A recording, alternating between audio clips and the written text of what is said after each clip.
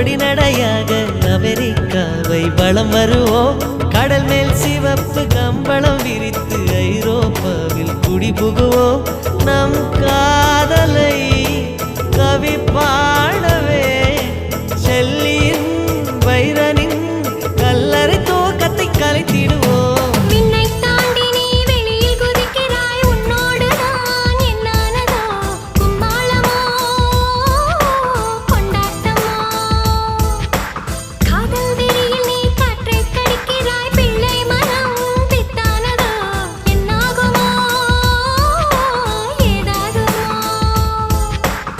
வாடை காற்றுக்கு வயசாச்சு, வாழும் பூமிக்கு வயசாச்சு.